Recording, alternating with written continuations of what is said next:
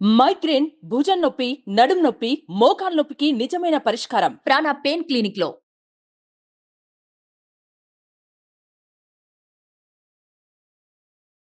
నమస్తే రమగారు. నమస్తే జయ.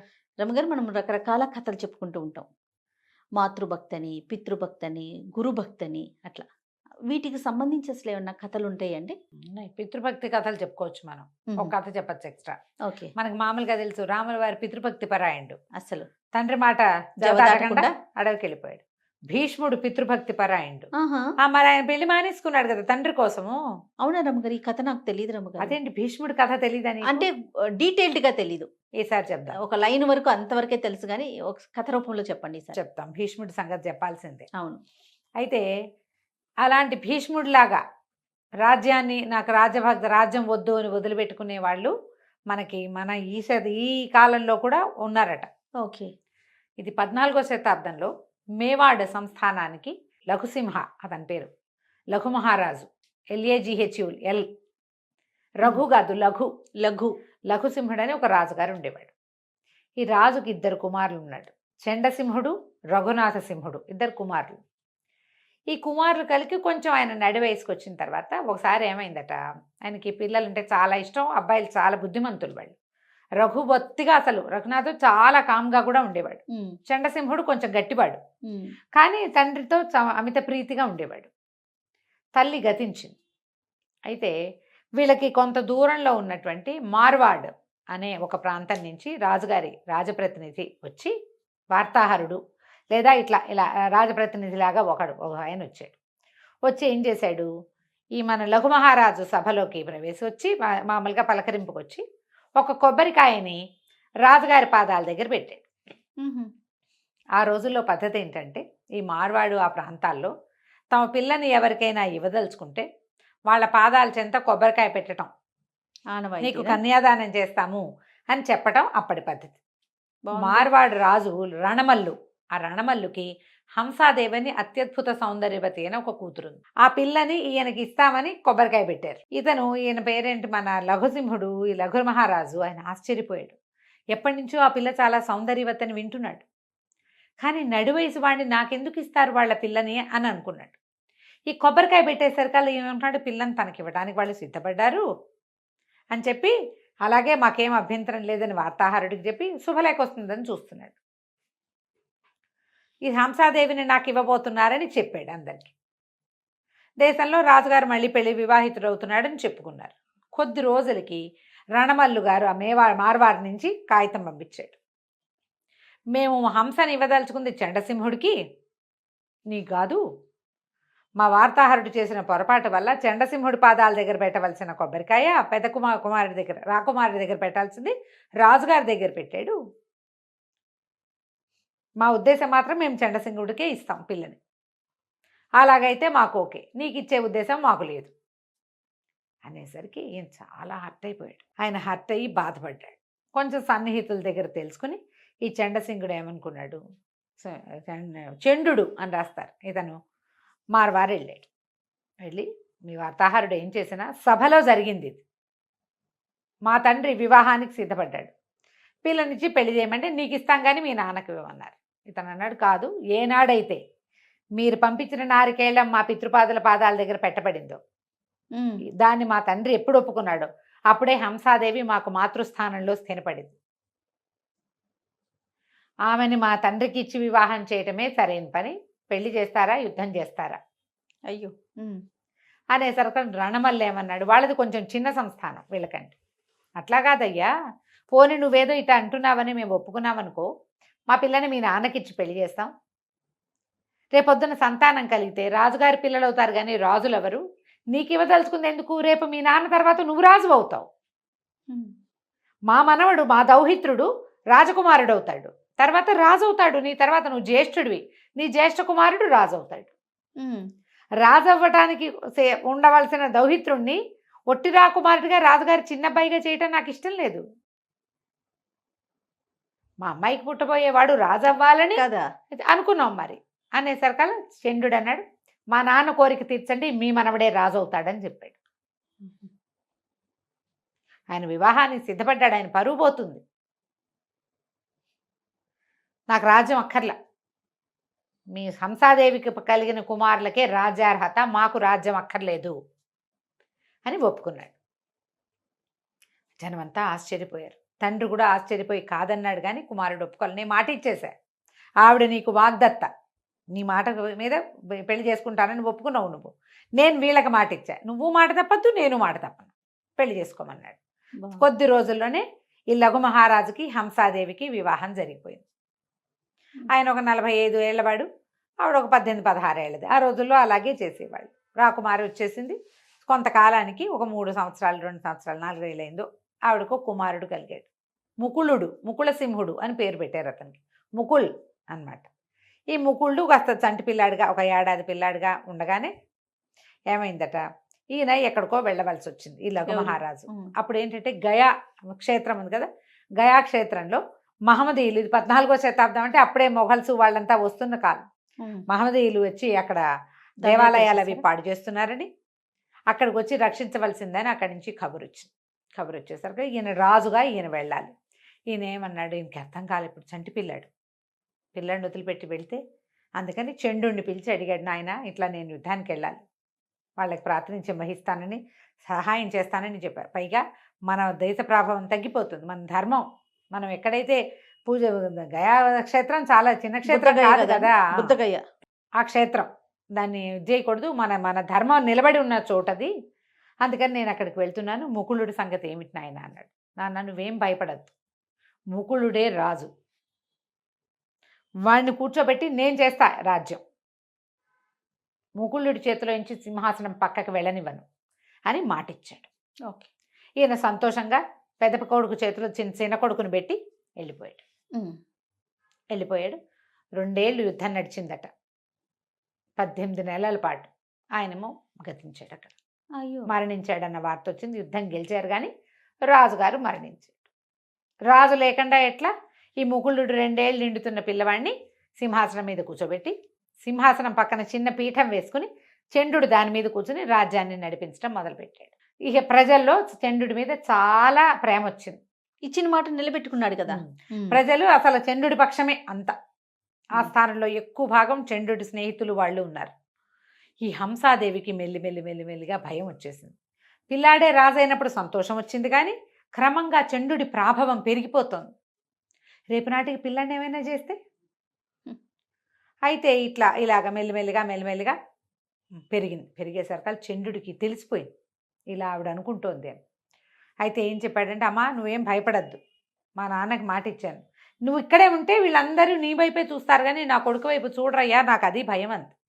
సరే నేను ఇక్కడి నుంచి వెళ్ళిపోతాను, వేరే ప్రాంతానికి వెళ్ళి స్థిరపడతాను, నా సొంత ప్రపంచం ఏదో నేను నిర్మించుకుంటాను, పిల్లాన్ని జాగ్రత్తగా చూసుకోమని చెప్పి తమ్ముడైన రఘునాథుడు అతను మెతకవాడు, ఆ రఘునాథుడిని మాత్రం ఇక్కడ ఉంచి తన స్నేహితులు తన పరివారంతో ఎవరైతే తనని ఫాలో చేయదలుచుకుంటారో వీళ్ళతో కలిసి వేరే ప్రాంతానికి వెళ్ళిపోయాడు.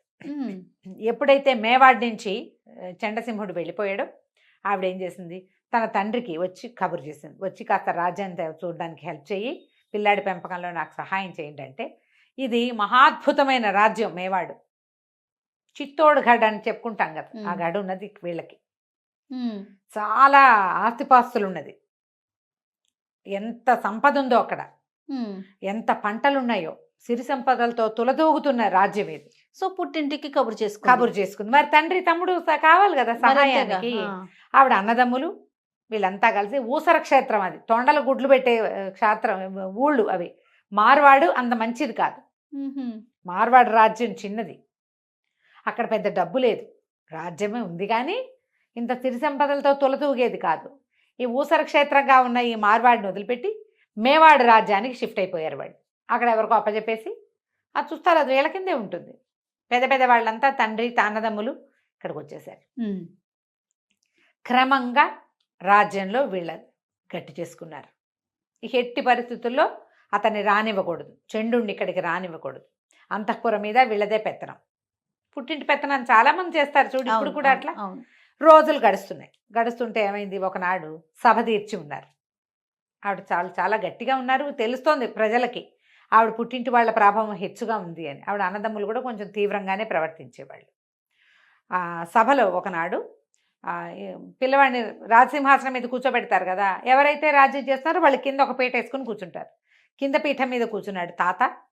ఈ సింహాసనం మీద కూర్చున్న పిల్లాడు 4 వాడే కదా, ఎక్కువ వయసు ఏమిది, 5 ఏళ్ల పిల్లాడు. వాడు ఏదో బంతి తెచ్చుకుని ఆడుకుంటూ బాల్ పడిపోయిందని దిగి కింద ఆడుకుంటున్నాడు.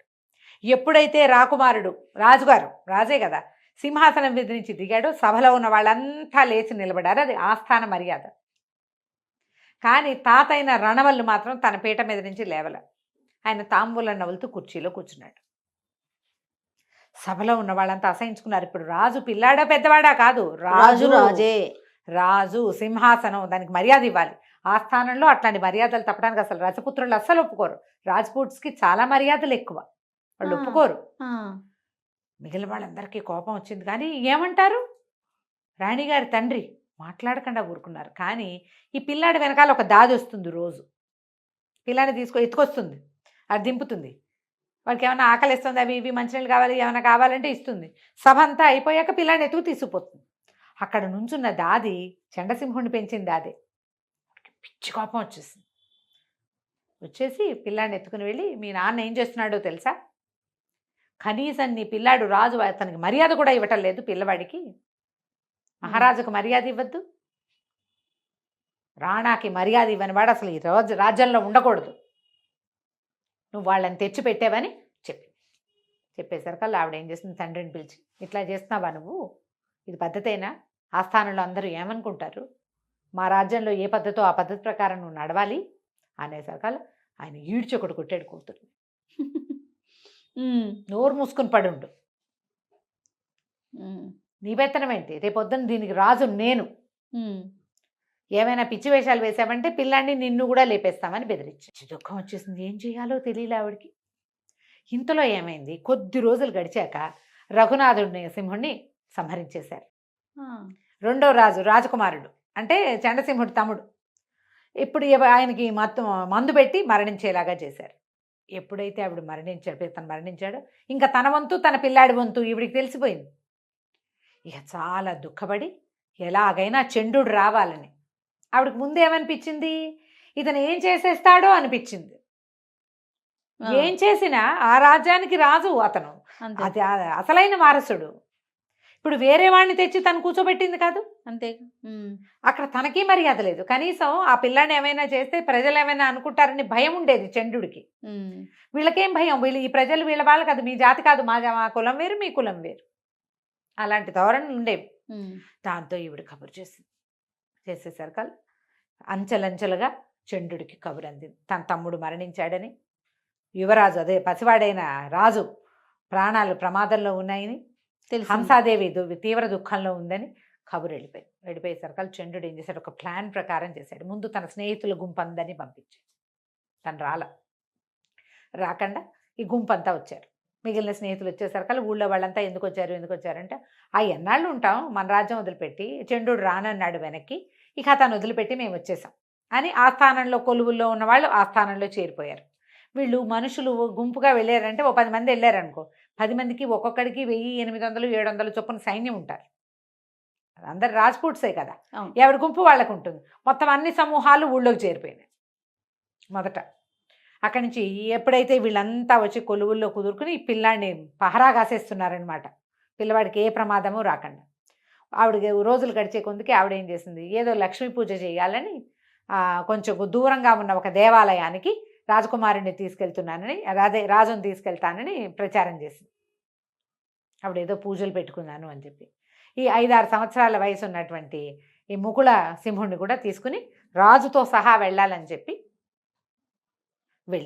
వెళ్ళేసరికల్లా సరే వెళ్ళేటప్పుడు మరి రాజు వెళ్ళాలంటే కదిలి ఆయన ఒకడు వెళ్ళడు కదా, ఆయనతో పాటు ఎంత పరివారం, ఎంతమంది అంగరక్షకులు ఇదంతా వెళ్తారు, పెద్ద గుంపు పోయింది.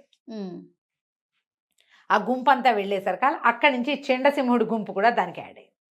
ఆ ఊళ్ళో నుంచి ఈ గుంపు ఆ గుంపు మొత్తం వచ్చేసినాయి.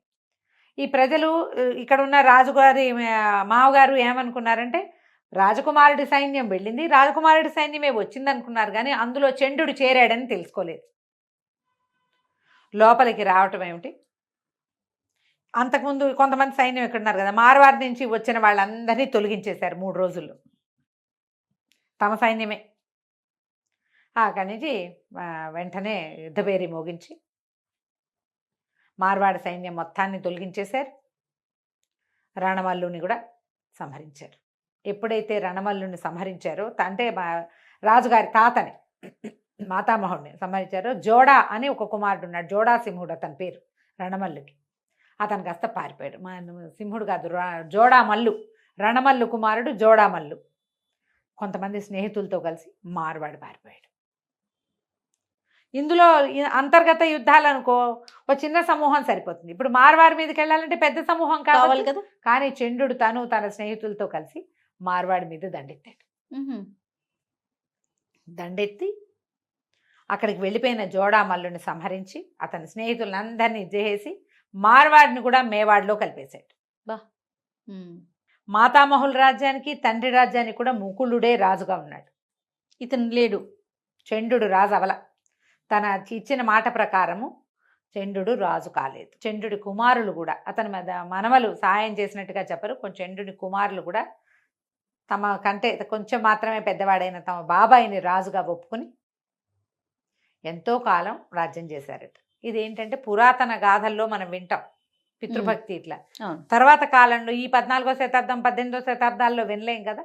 ఇది ఒక ప్రత్యేకమైన గాథ, ఈ పితృభక్తి గాథ. బాగుంది రమ్మ గారు. నమస్తే. నమస్తే జయ.